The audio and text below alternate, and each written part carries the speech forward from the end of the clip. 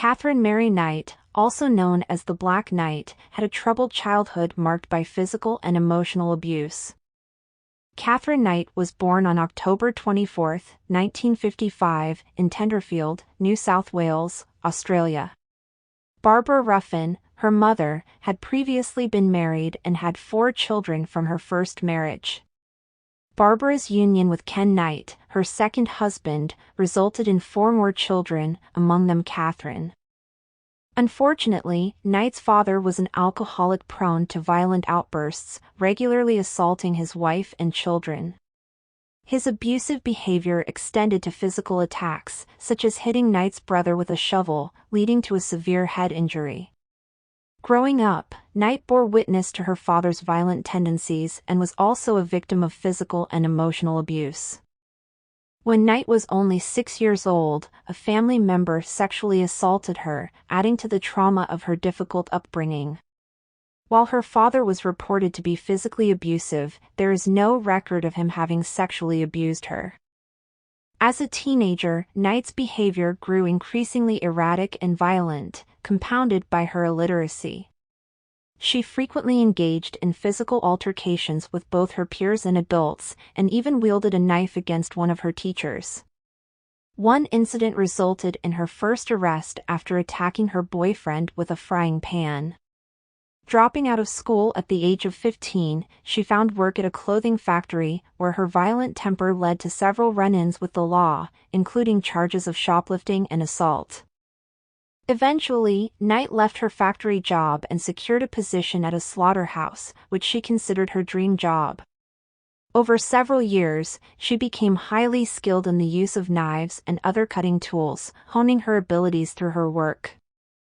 Knight's teenage years and early adulthood were marked by numerous relationships, many of which were marred by violence and abuse. In 1973, she began a relationship with her co-worker David Callett, whom she married a year later. However, their marriage was tumultuous, with Knight often resorting to violent outbursts. On their wedding night, Knight strangled Callett after he fell asleep following sex. This was only the beginning of their troubled marriage, as Knight later hit him over the head with a frying pan when he came home late. In another particularly violent episode, a heavily pregnant Knight burned all of Callett's clothing and shoes before attacking him with a frying pan, causing a severe skull fracture. In 1976, Knight gave birth to her first child, Melissa N., but her husband Callett was unable to tolerate her abusive behavior any longer and moved away. The following day, Knight flew into a fit of rage and violently thrashed her baby stroller from side to side. She was subsequently admitted to Elmos Hospital in Tamworth, where she was diagnosed with postnatal depression. She was released 2 months later, but soon after, she attacked a neighbor with a knife after they refused to drive her to see her husband, leading to her being committed to Morisset Psychiatric Hospital. During her stay at the psychiatric hospital, Knight made threats to kill both her husband and his mother. When the police informed Callett of the incident, he left his girlfriend and moved to Aberdeen with his mother to support Knight. After several months, Knight was eventually released in August of 1976 and reunited with Callett and his mother. The 3 of them later relocated to Ipswich, and in 1980, Knight had another child. However, Knight eventually left Callett in 1984 and moved back to her parents' house. In 1986, Knight met David Saunders, who was 38 years old at the time. They began a relationship, and Saunders eventually moved in with Knight. In 1988, they had a daughter together. However, their relationship was also characterized by violence. In 1987, Knight slit the throat of Saunders' 2-month-old puppy and knocked him unconscious with a frying pan to scare him into not having an affair. Another argument ensued where Knight hit Saunders in the face with an iron and then stabbed him in the stomach with a pair of scissors. Saunders eventually moved back to his own apartment in Scone, and he took a leave of absence from work and went into hiding. Upon returning to see his daughter a few months later, Saunders discovered that Knight had obtained an Apprehended Violence Order, AVO, known as a restraining order in North America. Knight was able to persuade the police that she was the victim of abuse by Saunders.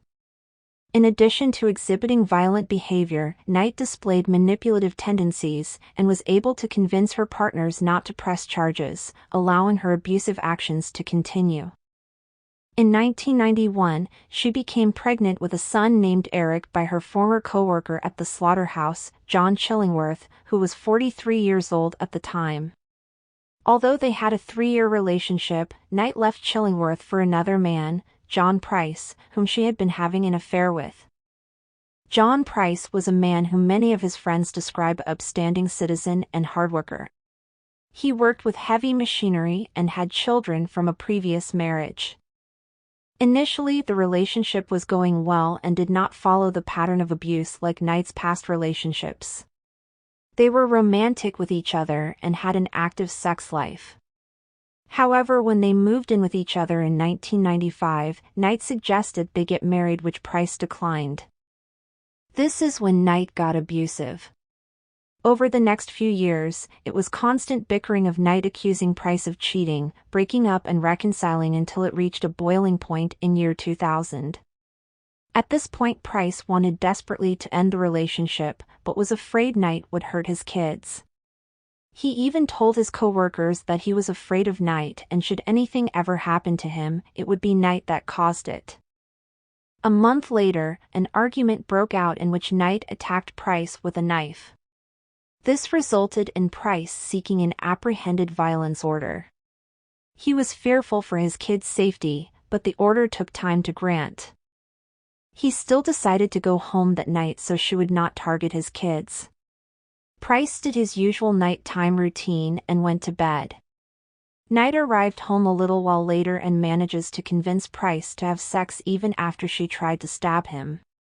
Price then falls back asleep. A little later, Knight reaches for her butcher knife next to her bed.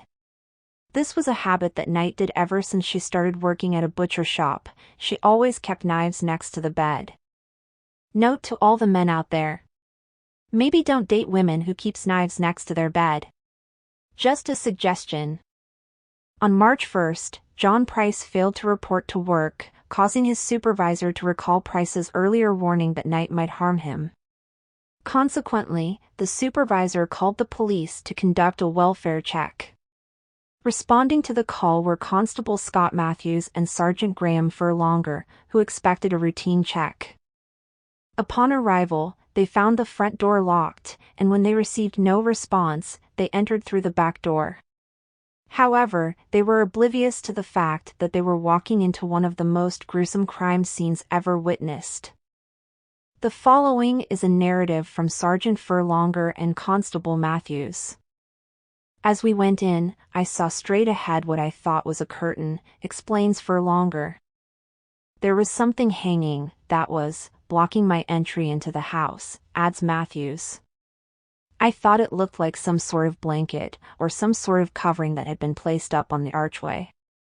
At that point, Constable Matthews tried to push the object aside and felt something cold, realized his arm was covered in blood. I realized then, says Furlonger, that it was in fact a human pelt. The skin, minus the head. A full skin just hanging from the top door frame. There was blood everywhere, recalls Furlonger. A line of blood down the hallway and out the kitchen door. And there was a pot on the stove. I think I might have even said to Scotty, "I'll give you one guess where the head is." John Price's decapitated head had been cooked and left on his kitchen stove.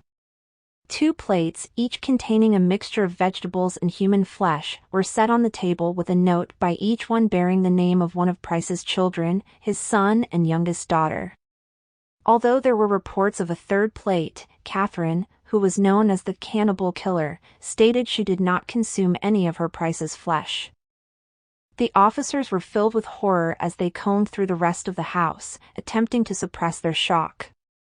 When they eventually entered the bedroom, they discovered Katherine soundly asleep on the bed, unscathed. It was apparent that she had attempted suicide by consuming a mixture of antidepressants and antihistamines. Following a complete recuperation, she was transferred to a psychiatric ward. Subsequently, on March 6, 2000, Katherine was charged with the murder of John Price.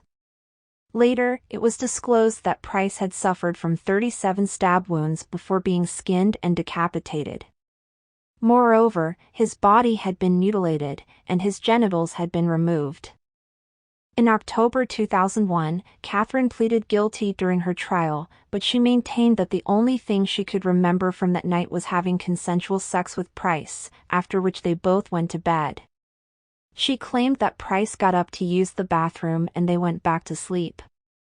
On November 8, 2001, the presiding judge was appalled by the savagery of the crime and sentenced Katherine to life in prison without the possibility of parole. Her records are marked as never to be released, and she is the first Australian woman to be given a life sentence. The murder of John Price was a senseless act of violence. It was an abhorrent and unacceptable crime that must be met with justice. What do you think? Was justice served? Do you think Katherine was cannibalistic? The general consensus is yes, but she decided to block it out. Let us know in the comments.